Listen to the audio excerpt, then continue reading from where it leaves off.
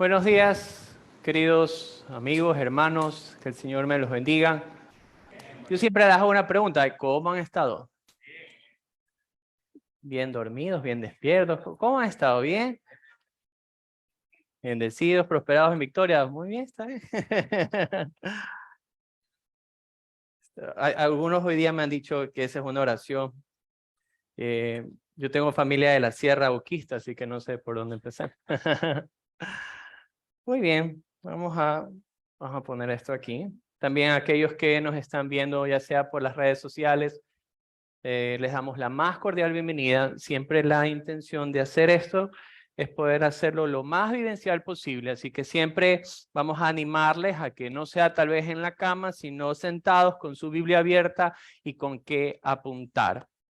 Amén, ¿todos estamos listos? Muy bien, vamos a abrir nuestras Biblias en el libro de los Hechos. De hecho, estamos estudiando el libro de los Hechos. Eso es un chiste pastoral, así que sienta la libertad de reírse nomás. Sí, sí, ya vamos a orar. Pero hay algo importante, justamente me están diciendo, hay algo importante que siempre debemos hacer antes de estudiar la palabra de Dios. ¿Qué es lo que se debe de hacer? Orar, ¿verdad? Muy bien, entonces vamos a orar. Padre, te damos gracias en esta mañana por la bendición de estar reunidos en tu nombre, poder compartir este tiempo como hermanos. Señor, ha sido una semana larga, muy larga. Una semana donde vivimos diferentes situaciones, pero has estado presente en todas, Señor. Has estado en nuestras angustias, en nuestros temores. Has estado en nuestros momentos felices. Por eso hoy venimos a ti, Señor. Porque hay tantos sentimientos en nuestro corazón, de felicidad, tal vez de una respuesta que queremos recibir. Y estamos seguros de algo, que tu palabra es palabra viva. Y es tu Espíritu quien hoy nos guía a través del estudio de tu palabra. Ayúdanos a ser fieles para poder comprenderla y para poder aplicarla. En el nombre de Jesús. Amén. Hoy vamos a estar en los versículos 9 al 11 del libro de los Hechos, capítulo número 1. Pero antes de comenzar, quisiera tal vez compartirle una historia que puede, de alguna forma, mostrarnos lo que vamos a ver el día de hoy. Conversando con mis compañeros con quienes nos reunimos para estudiar la palabra y observarla, hablábamos sobre justamente este texto que nos va a mostrar en un momento en la vida de los discípulos de Jesús, donde Jesús es llevado al cielo. Y uno de ellos decía, ¿con qué tono deberíamos leer esta carta? Porque ya Cristo no está en medio de ellos, ya lo vamos a observar. ¿Con qué tono debería ser leído esto? Cuando alguien tan importante como Jesús simplemente se va. Pero no se queda solamente con que se va, hay una promesa que la vamos a observar. Conversando el día de ayer con mi esposa, decíamos, ¿cómo nos sentiríamos si tal vez alguno de nuestros hijos se va a estudiar fuera? Tal vez alguno de ustedes lo ha podido vivir. Cuando un hijo ya parte de casa y se va a preparar a otro lado del mundo. Tal vez hay un sentimiento como, no sé cómo explicarlo, contrario, porque al mismo tiempo que dices, se me va mi chiquito, ¿verdad? Porque así decimos los padres, se me va mi chiquito, ya son grandotes, esto, se me va, pero al mismo tiempo, lo que va a recibir allá afuera, esa capacitación, me va a hacer sentir, ¿qué cosa? Orgulloso. Yo no me imagino cómo se ha de sentir tal vez una familia en la cual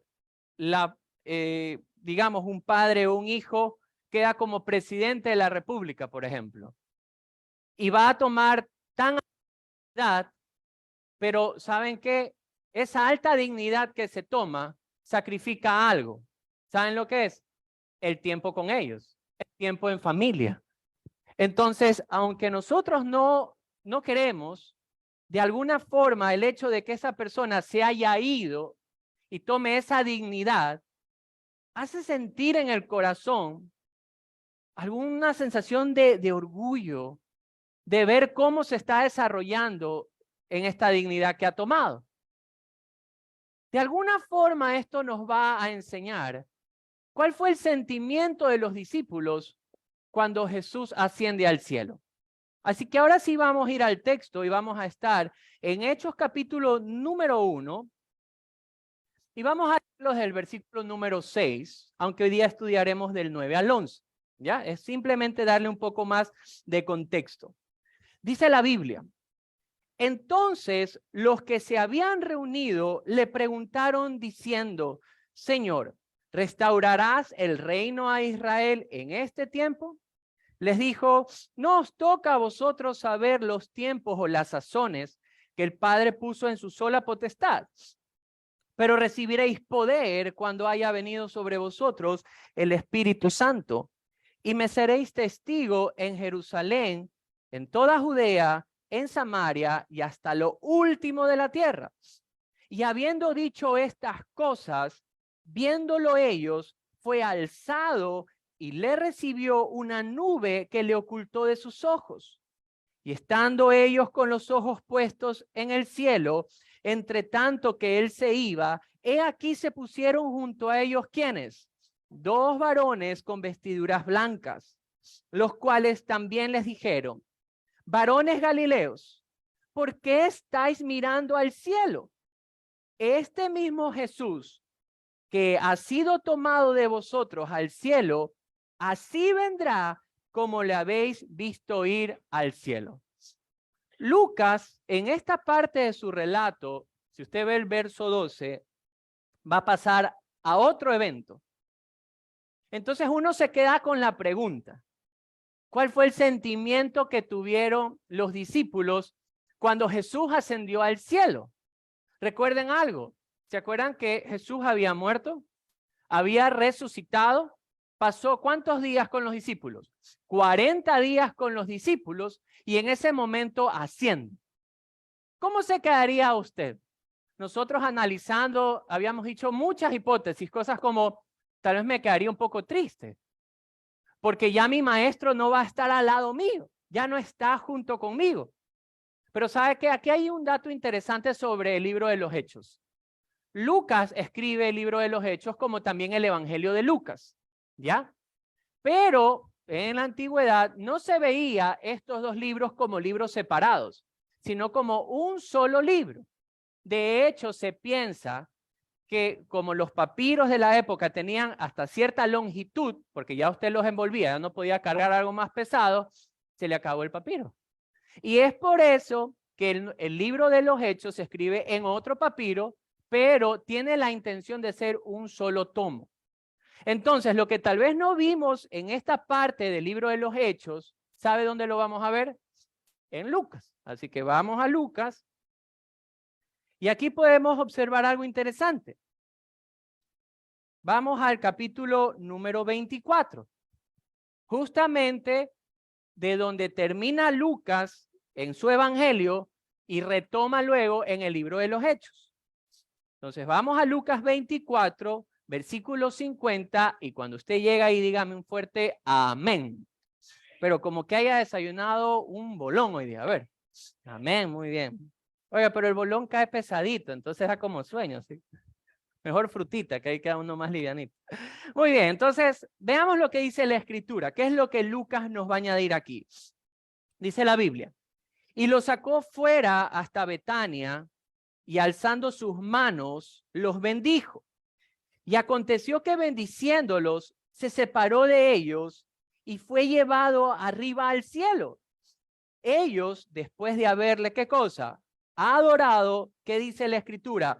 Volvieron a Jerusalén con gran gozo y estaban siempre en el templo, alabando, bendiciendo a Dios. Amén. ¿Cuál fue entonces la actitud que tuvieron los discípulos cuando Cristo asciende al cielo? Gran gozo. Un gran gozo, un regocijo. Nace ahí entonces la pregunta: ¿por qué? ¿Por qué sintieron este gran gozo? ¿por qué en medio de que su maestro asciende a los cielos y ya no iba a estar con ellos, por qué estos discípulos tuvieron en su corazón este gran gozo que explica el Evangelio de Lucas? Y es por eso que hoy, a través de la Escritura, quisiera llevarlo a un punto, a que en medio de toda situación, el gozo vaya a permanecer solo por el simple hecho de dónde Jesús se encuentra. Hoy, por medio de la Escritura, afirmaremos nuestro corazón que lo mejor que pudo haber sucedido era la ascensión de Jesús en el lugar donde se encuentra ahorita, el ejercicio ministerial que Jesús aplica hoy para nosotros, la iglesia. Porque cuando terminemos este libro, cuando terminemos esta parte, estos versículos, nuestro corazón también terminará con un gozo que nada ni nadie nos los va a quitar. Amén. ¿Quiere descubrirlo? Muy bien, entonces queda como tarea en casa. No, vamos a estudiarlo juntos, ¿ok? Entonces, esta parte, cuando regresemos al versículo número 9, mire lo que dice: y habiendo dicho estas cosas, viéndolos ellos, estamos Hechos 1, versículo número 9, viéndolo ellos fue alzado y le recibió una nube que le ocultó de sus ojos. Habla de cómo Cristo regresa al Padre. Ahora, esto era algo, recuerden lo siguiente: ¿cuántos días pasaron los discípulos con Jesús? 40 días. ¿Y qué estaban aprendiendo? Acerca del reino de los cielos. Jesús tuvo que haber enseñado y recordado todas las cosas que ya en sus 3 años de ministerio les había enseñado. ¿Él había enseñado sobre que él iba a regresar al Padre? Sí. Venga conmigo un ratito a Juan 7. Veamos lo que Jesús enseñó a sus discípulos en el Evangelio según Juan. En Juan, capítulo número 7, vamos a estar en los versículos número 32. ¿Ya? Juan 7, versículo número 32. Dice la Escritura: los fariseos oyeron a la gente que murmuraba de él estas cosas, y los principales sacerdotes y los fariseos enviaron alguaciles para que le prendiesen. Entonces Jesús dijo: todavía un poco de tiempo y estaré con vosotros, e iré, ¿qué dice la Biblia? Al que me envió. Me buscaréis y no me hallaréis, y a donde yo estaré, vosotros no podréis venir. Entonces los judíos dijeron entre sí: ¿a dónde se irá este que no le hallemos? ¿Se irá a los dispersos entre los griegos y enseñará a los griegos? ¿Qué significa esto que dice: me buscaréis y no me hallaréis, y a donde yo estaré, vosotros no podréis venir? ¿Qué es lo que Jesús les estaba diciendo? Él ya estaba enseñando. Aquí no está hablando de su muerte. Aquí está hablando de dónde él regresaría. Y él está diciendo: voy a regresar a aquel que me ha enviado. Muy bien, veamos Juan 14. ¿Qué dice Juan 14? Juan 14, versículos del 1 al 4. Dice la Escritura: no se turbe vuestro corazón, creéis en Dios, creed también ¿en quién? En mí. En la casa de mi Padre muchas moradas hay. Si así no fuera, yo os lo hubiera dicho. Voy pues a preparar lugar para vosotros. Y si me fuere y os prepare lugar, vendré otra vez y os tomaré a mí mismo, para que donde yo estoy, vosotros también estéis. Y sabéis a dónde voy y sabéis el camino. ¡Qué increíble! Entonces Jesús está hablando aquí de que él iba a regresar al Padre. De hecho dice: en la casa de mi Padre muchas moradas hay, voy a preparar. Él está hablando de su regreso. Entonces, ¿piensan ustedes que Jesús en sus 40 días pudo haber enseñado o recordado sobre este tema de la ascensión, de que él tenía que regresar al Padre? Lo más probable es que sí. Tuvo que haber recordado, tuvo que haber afirmado este momento. Recuerden algo: ¿cómo terminaron los discípulos?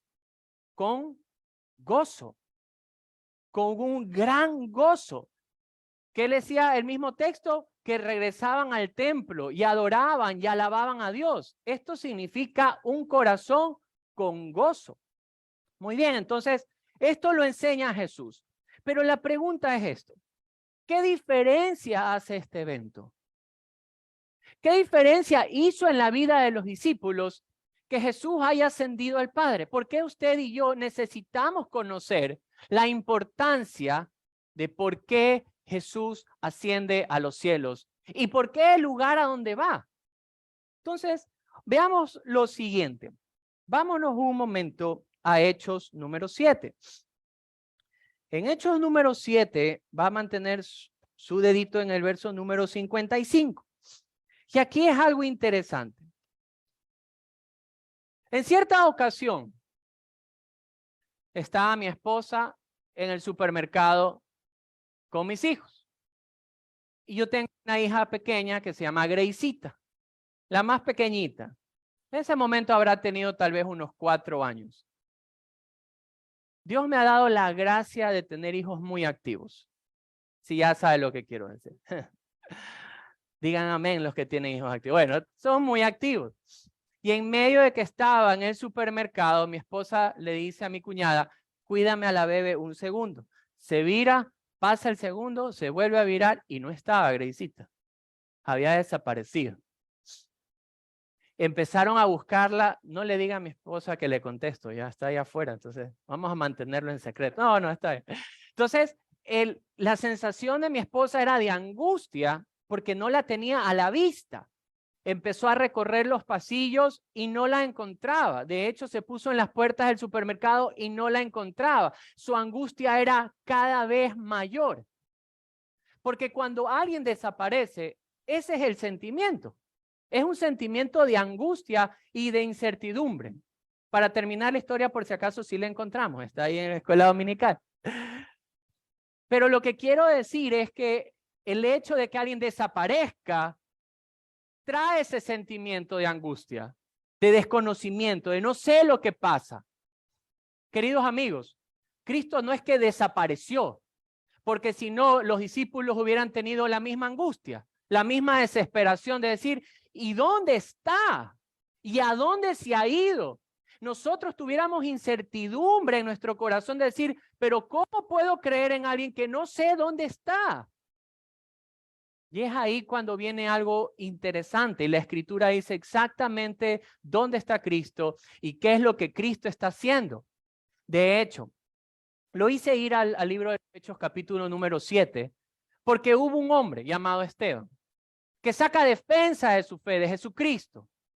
Pero ¿saben el punto, el clímax de la historia de Esteban? ¿Y por qué muere como muere? Porque muere apedreado. Fue porque vio a Cristo antes de morir. Miren lo que dicen los versículos 55 y 56. Dice la Biblia, pero Esteban, lleno del Espíritu Santo, puestos los ojos ¿dónde? En el cielo, vio la gloria de Dios y a Jesús que estaba a la diestra de Dios y dijo, he aquí veo los cielos abiertos y al Hijo del Hombre que está a la diestra de Dios. ¿Cómo pasó esto? No lo sé. Sí sé algo, que Dios abrió los ojos de Esteban para que cuando él pusiera su mirada al cielo, tenga la capacidad de ver a Jesucristo sentado a la diestra de Dios Padre. ¿Por qué traigo a colación esto? Porque muchas veces hasta ciertos teólogos hablan de la inexistencia del cielo. Y podríamos tal vez tener ciertas dudas porque no lo vemos. Pero no por el hecho de que no veamos algo, no significa que no exista. Ante nuestros ojos, tal vez mirar a lo que nosotros llamamos cielo, pero en el lugar donde está el Padre y donde está sentado Jesucristo a la diestra del Padre, tal vez nosotros no lo podamos ver, pero sí existe. Y de hecho, un hombre tal como usted y como yo, fueron abiertos sus ojos para que él observara la gloria del Padre y pudiera ver a Cristo sentado a la diestra del Padre, sentado en el mismo trono de Dios. ¿Saben que por eso fue que murió Esteban? Entonces, usted y yo y los discípulos tenemos una certeza que nosotros sí sabemos dónde Cristo está.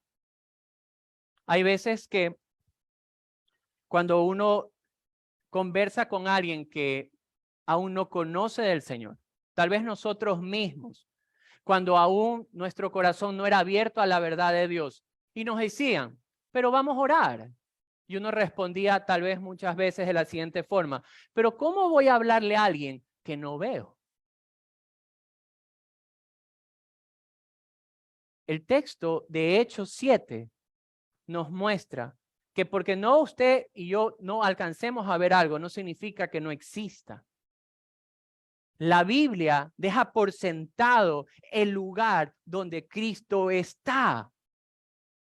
¿Cómo le hace sentir eso a usted? ¿Cómo se sintieron los discípulos? ¿Saben cómo? Confiados, como con un ancla en el corazón. Porque sabemos exactamente que nosotros podemos ver al cielo y en el cielo se encuentra el Padre y Cristo sentado a la diestra de Dios. Ahora, ¿qué otra diferencia hace este evento? Venga conmigo un momento a Filipenses, capítulo número 2.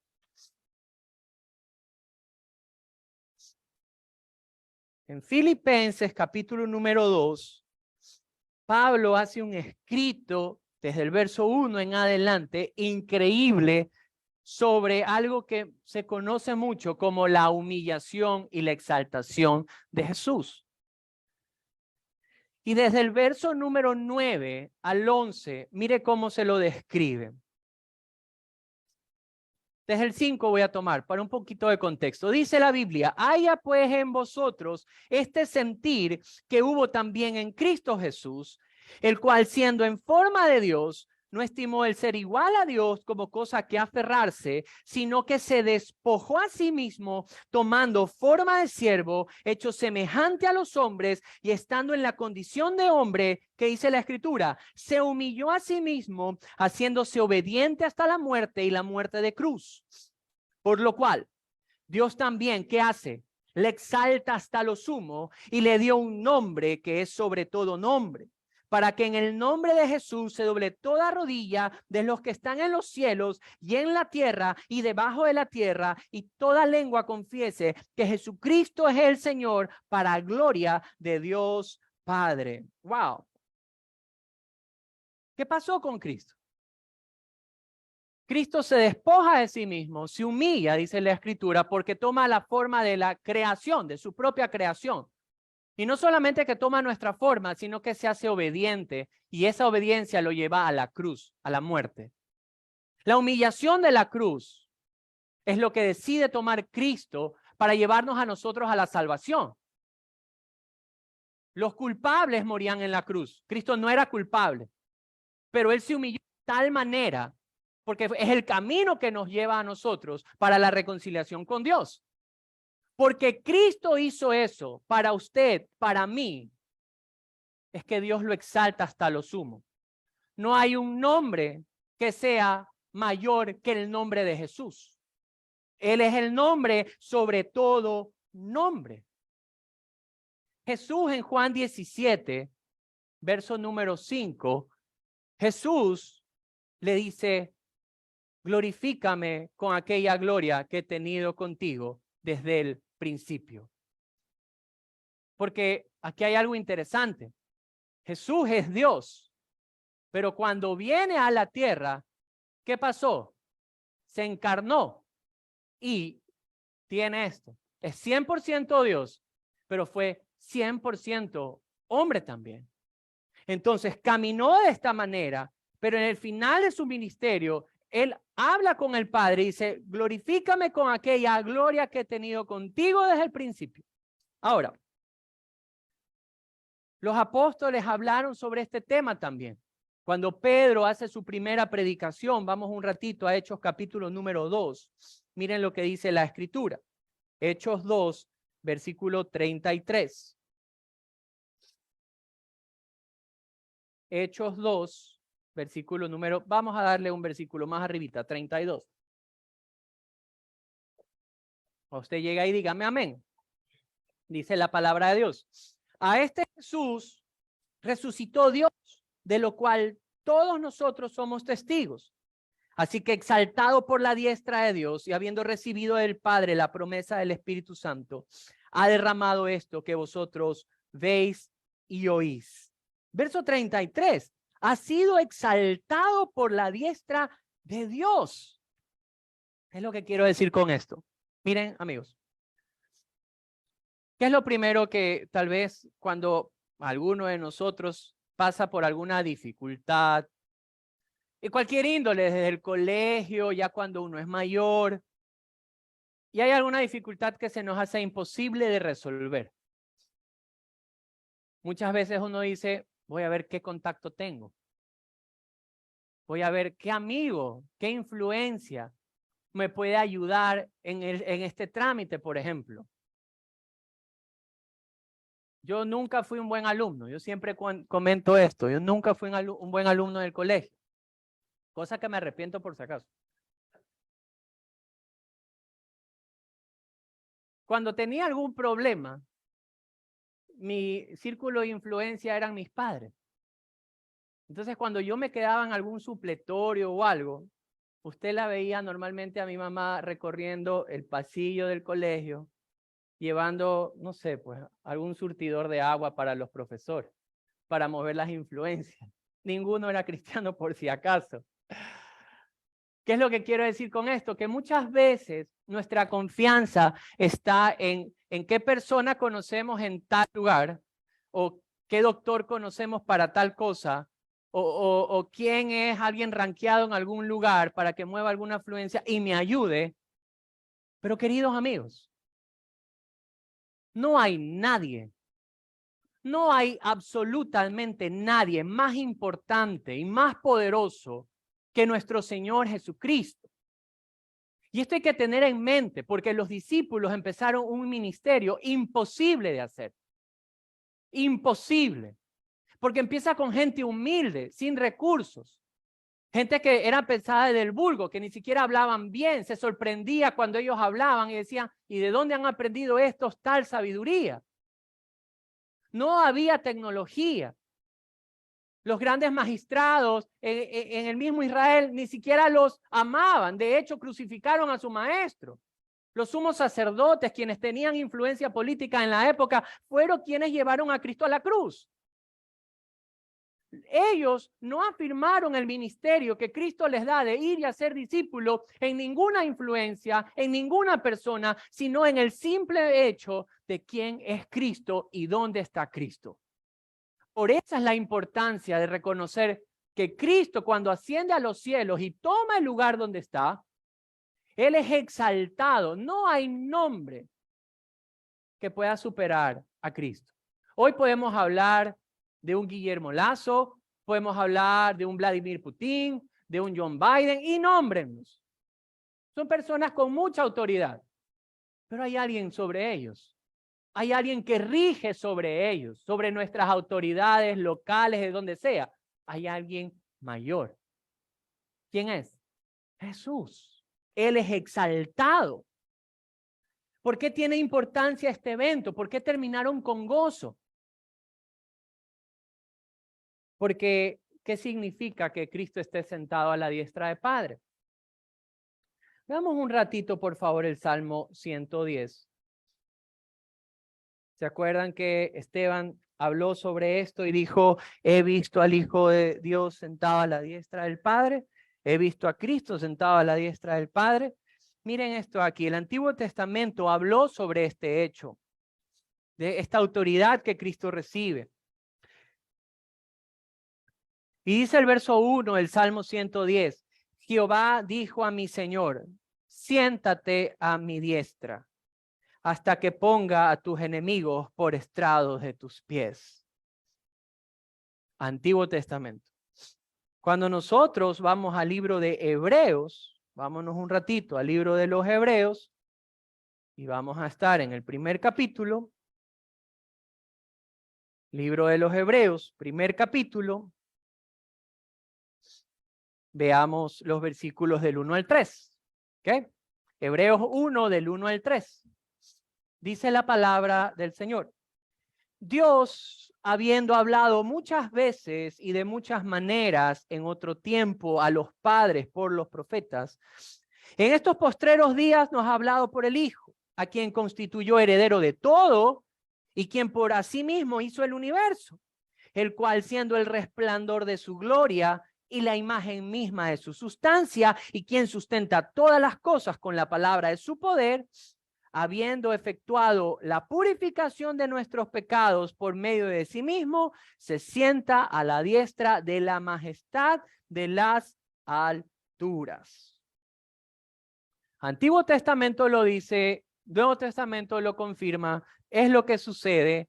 ¿Y qué significa esto? ¿Dónde está sentado? En el mismo trono.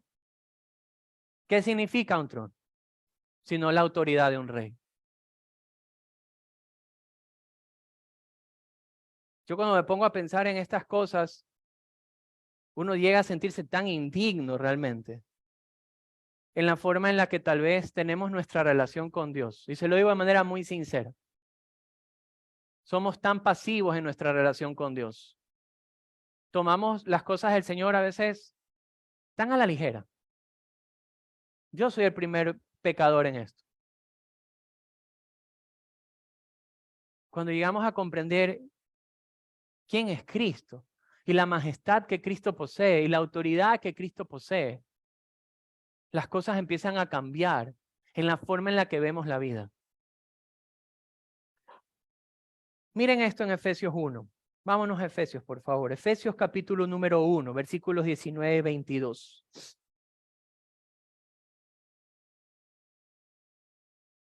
Efesios 1, versículos 19 y 22. Sería bueno que si pueden, anoten estos versículos, estúdienlos en casa, porque hay momentos en la vida donde necesitamos recordar quién es nuestro Salvador y qué es lo que Él posee, dónde está y el porqué de esto. Y el verso número 19 al 22 dice lo siguiente: ¿y cuál es la supereminente grandeza de su poder para con nosotros los que creemos? Según la operación del poder de su fuerza. Verso 20, la cual operó en Cristo, resucitándole de los muertos y sentándole a la diestra en los lugares celestiales. Miren este versículo: sobre todo principado, sobre toda autoridad, sobre todo poder, sobre todo señorío y sobre todo nombre que se nombra, no solo sobre este siglo, sino también en el venidero. O sea, no solamente en este tiempo, no solamente que Cristo gobierna en este tiempo, sino que Cristo gobernará siempre. Siempre. La autoridad de Cristo es eterna. Cuando yo estaba en el colegio, o sea, hace poquito, ¿por qué se ríe, hermano? Vamos a orar por el hermano. No. Yo recuerdo que tuvimos, no recuerdo si eran 3 o 4 presidentes en menos de 2, 3 años. Era algo rápido. De hecho, cuando cae Abdalá Bucarán, inmediatamente entra Rosalía Arteaga, luego entró Fabián Alarcón, hicieron elecciones rapidito y entró, no me acuerdo, pero entró otro, ¿verdad? Creo que Lucio Gutiérrez se cayeron, se cayeron toditos. Y los presidentes, ¿qué pasó con el expresidente de Venezuela que quería estar enclaustrado en el poder? Se murió. ¿Qué pasó con Fidel Castro? Se murió. ¿Qué pasó con el hermano de Fidel Castro? Se murió. No son eternos. Eso es lo que quiero decir. En Cristo Él gobierna y gobernará, queridos amigos, diga conmigo, siempre. Siempre, en este siglo, su poder, su autoridad, no solamente es en este siglo, sino en el venidero. Ahora, ¿cómo le hace sentir eso a usted? No me lo responde. Pero sí ve la importancia de conocer el por qué la ascensión de Cristo y dónde está Cristo y por qué se sentó Cristo y qué significa el lugar donde Él está sentado, la importancia de conocer esto de aquí, saber que Él está reinando ahí. Ahora, ¿qué más significa esto? ¿Qué implica más para nosotros? Vamos un ratito a Hebreos 10. En Hebreos 10 vamos a ver los siguientes versículos. Hebreos 10, 11 y 12. Hebreos 10, 11 y 12. No solamente que Cristo tiene autoridad sobre todo el universo, sino que lo que Él hizo en la tierra lo llevó a cabo y lo terminó. Miren lo que dice la Biblia. ¿Llegó? Muy bien. Dice la palabra de Dios. Ciertamente, todo sacerdote está día tras día ministrando y ofreciendo muchas veces los mismos sacrificios que nunca pueden quitar los pecados. ¿Cómo estaban los sacerdotes? Día tras día tras día. Mi pregunta es, ¿ese sacrificio que hacían los sacerdotes nos limpiaban de una vez por todas de los pecados? ¿Por qué? ¿Cómo lo sabe? Porque lo hacían día, digan conmigo, día tras día, ya, así era el ministerio de ellos, día tras día tras día. Pero mire el verso 12. Pero Cristo, habiendo ofrecido una vez y para siempre un solo sacrificio por los pecados, que dice la Biblia, se ha sentado a la diestra de Dios. Si nosotros haríamos un estudio sobre el tabernáculo y el lugar santo y el lugar santísimo, ¿saben qué no hay? ¿Sabe lo que usted no va a encontrar? Una silla. Nunca va a encontrar una silla ahí adentro. Porque no tenían que sentarse los sacerdotes, porque tenían que hacerlo día tras día, ¿se acuerda? No podían sentarse. Lo que esto significa cuando Cristo se sienta en el trono, que es este nuevo sumo sacerdote que nos es dado, Él ha terminado la obra a favor de nuestra redención. Con un solo sacrificio. Su sacrificio. Lo que Cristo hizo en la cruz por usted, por mí, ha limpiado mi vida de mis pecados. Ha limpiado mi vida, no solamente las de ayer, las de hoy, siempre. Siempre lo hace. Cuando observaba este punto de que Cristo es como este nuevo sumo sacerdote que ha terminado esta obra, Él termina una obra aquí abajo. Pero no vamos a pensar, porque nosotros tenemos esta idea de que muchas veces los gobernantes son puras fotos. De que alguien viene, se toma una fotito y dice, mira, está haciendo algo y tal vez estén ahí descansando. Cristo no es así. Cristo no es que está en el trono y dice, bueno, ahora sí, que hagan ellos todo lo que tengan que hacer. No, no, no. El ministerio de Cristo en la tierra termina, pero un ministerio en el cielo empieza. Y mire lo que dice la Escritura sobre esto, y en el mismo libro de Hebreos, capítulo número 2, versículos 17 y 18. Mire lo que dice la Biblia. Hebreos 2, versículos 17 y 18. Dice la palabra, por lo cual debería ser en todo semejante a sus hermanos, hablando de Cristo, Dios encarnado, para venir a ser ¿qué cosa? Fiel, perdón, a ser misericordioso y fiel sumo sacerdote en lo que a Dios se refiere para expiar los pecados del pueblo. Pues en cuanto él mismo padeció siendo tentado, dice la Biblia, es poderoso para socorrer a los que son tentados. ¿Qué ministerio entonces Cristo está ejerciendo desde su trono? Está socorriendo ante nuestras tentaciones. ¿Cuántas tentaciones ha tenido esta semana? ¿Cuántas veces se ha visto tentado a claudicar en la fe, a hacer alguna cosa inmoral, a hablar una palabra soez? ¿Cuántas veces esta semana usted se ha visto tentado y usted es parte de la iglesia? Queridos amigos, todos nosotros somos tentados. No podemos caer en la hipocresía y decir, yo no he sido tentado. Todos somos tentados. Pero Cristo desde su trono ejerce el socorro, el oportuno socorro, porque miren esto, Él cuando se encarna y vive de nuestra manera y vivió con las mismas pasiones que nosotros sentimos, Él no peca, nosotros sí hemos pecado, Él comprende la angustia, Él comprende cuando somos tentados lo que se siente. Y es por eso que nosotros ahora podemos correr hacia Cristo, hablar con Cristo, porque Él comprende. Y no solamente que comprende, sino que socorre. Ese es nuestro fiel y sumo sacerdote. ¿Qué otra cosa hace? Veamos en Hebreos 4, Versos 14 al 16 dice la Biblia: por tanto, teniendo un gran sumo sacerdote que traspasó los cielos, Jesús, el Hijo de Dios, retengamos nuestra profesión, porque no tenemos un sumo sacerdote que no pueda compadecerse de nuestras debilidades, sino uno que fue tentado en todo según nuestra semejanza, pero sin pecado. Acerquémonos pues confiadamente al trono de la gracia para alcanzar misericordia y hallar, ¿qué cosa? Gracia para el oportuno socorro. Nuevamente, ¿qué tal su semana? ¿Qué tal? ¿Qué tal cuando las cosas no salen, las noticias no son como las que esperamos y queremos explotar? ¿Qué tal cuando alguna injusticia se está haciendo en contra de nuestra vida, por ejemplo, y queremos aplicar nuestra propia justicia?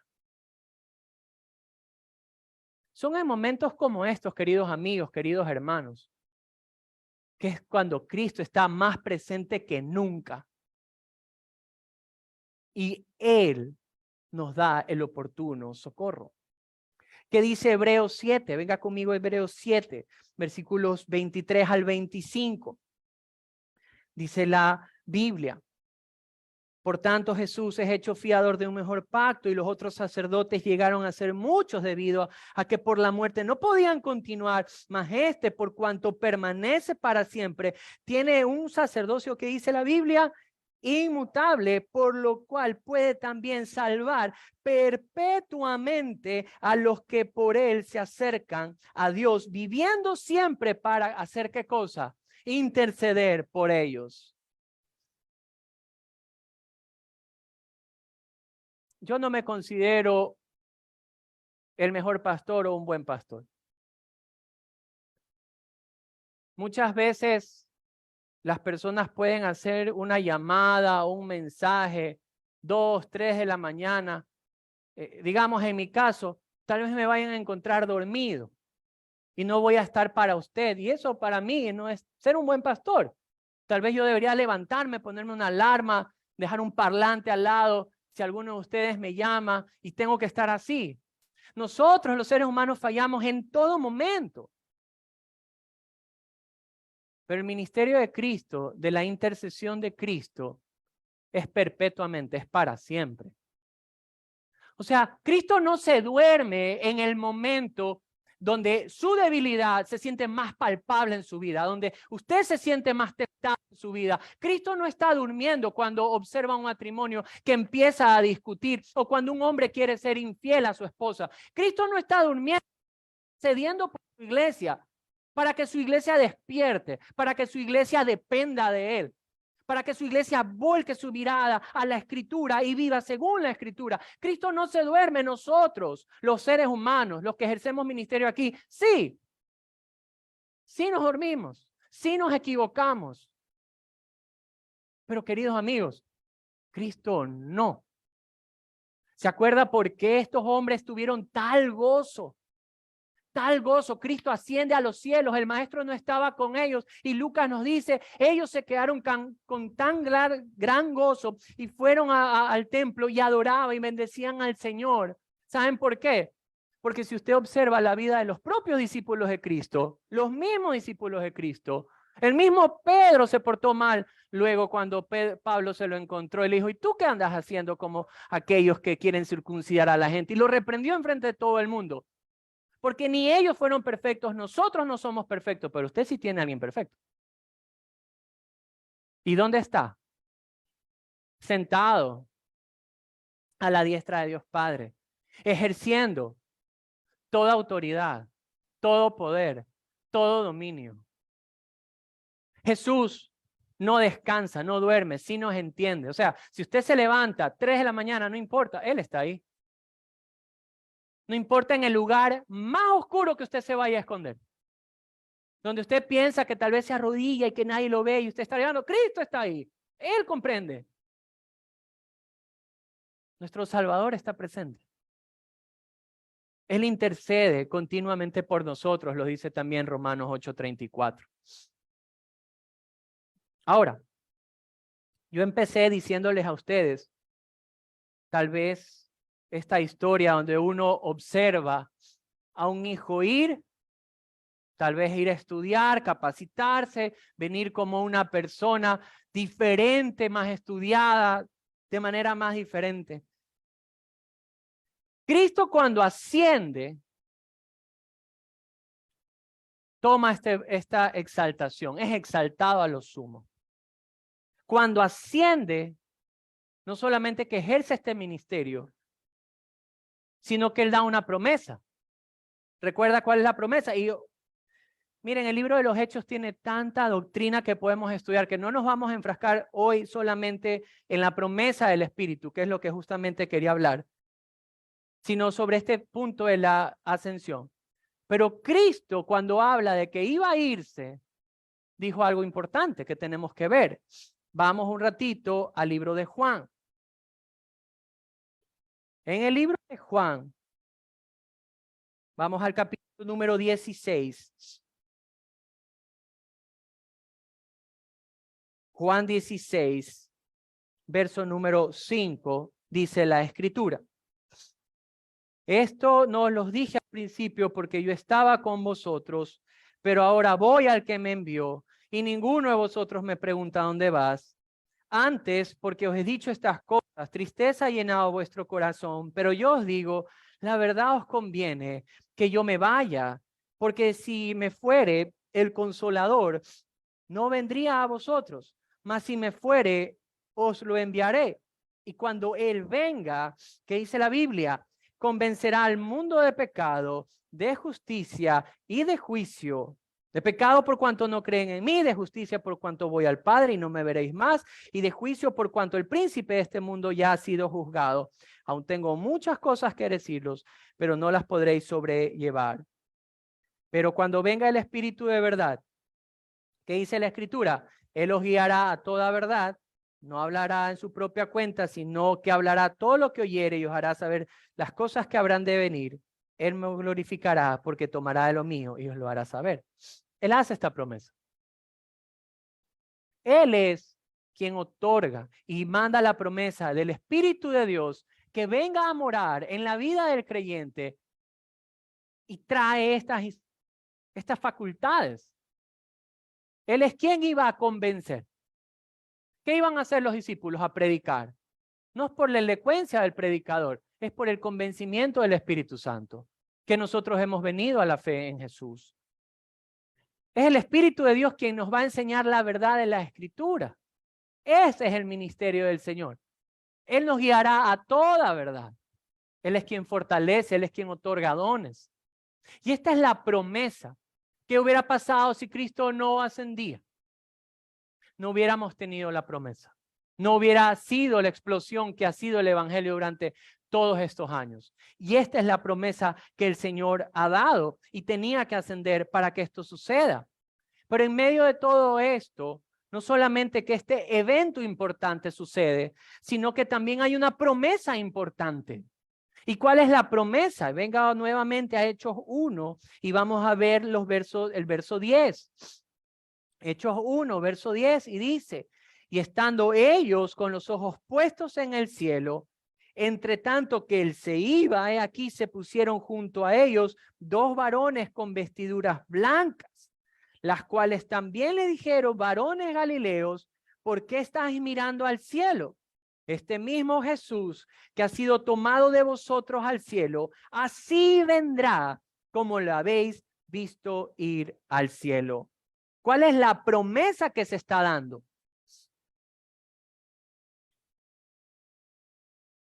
Que Él vendrá. ¿Cómo fue la primera venida entonces de Cristo? ¿Quién me puede decir? ¿Cómo vino Cristo su primera vez? Hecho hombre en humillación. ¿Por qué en humillación? Se hizo hombre, nació en un palacio grande. ¿Cómo vino? Vino humilde, nace en medio de una familia humilde. Sus amigos fueron humildes. Como cordero fue llevado también a la cruz. ¿Y cómo será su retorno si hemos visto toda esta exaltación de Cristo? ¿Cómo va a regresar?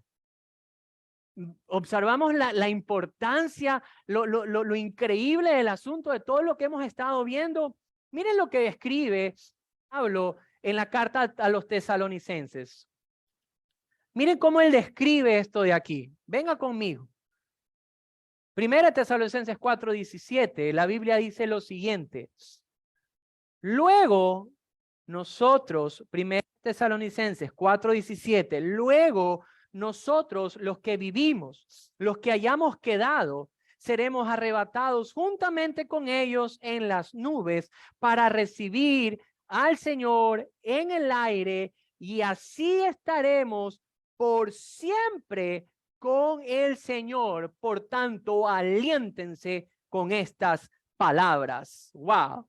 Entonces, Cristo parte de esta tierra y su primera venida, sí, fue en humildad, fue como un cordero, fue humillado hasta lo sumo y fue exaltado hasta lo sumo. Cristo está sentado a la diestra de Dios Padre, en el mismo trono, como Dios mismo, queridos amigos, y Él viene. Y dice que Él viene, pero ¿qué es lo que viene a hacer?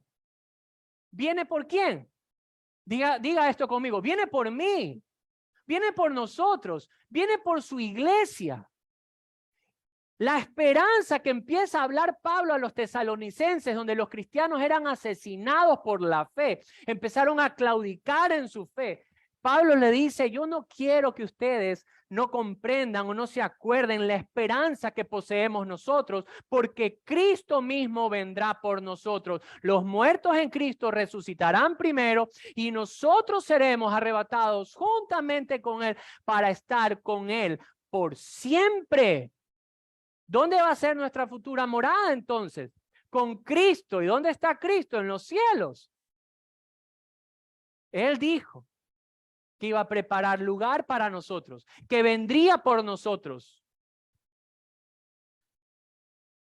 ¿Comprendemos aquí algo entonces? La vida, queridos amigos, vienen con dificultades grandes. Todo el libro de los Hechos, que es lo que vamos a estar estudiando todos estos meses, nos va a mostrar las debilidades de los apóstoles, las dificultades de los apóstoles, y nos vamos a sentir muy identificados con ellos, muy identificados, porque el llamado no es fácil, no es para nada fácil, pero el gozo que ellos expresaron en el momento en que Cristo asciende y sobre todo en la promesa de su retorno, toma mayor sentido para nosotros. Porque hubo un evento importante, hubo una promesa importante, pero sobre todo hay una respuesta importante. La respuesta de los discípulos la vimos en Lucas 24, y es que ellos tuvieron gran gozo y alabaron a Dios constantemente. Mi pregunta es la siguiente, ¿cómo cambia esto la perspectiva de tu vida al conocer todas estas verdades? Quiero recordárselas. Cristo está en el cielo.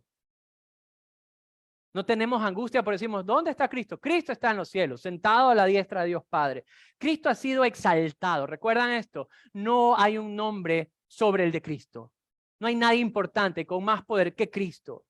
Cristo está a la diestra del Padre significa que Él tiene toda la autoridad, que su sacrificio fue aceptado, que Él envía el Espíritu Santo, que Él intercede y nos comprende. Cristo promete regresar y llevarnos con Él.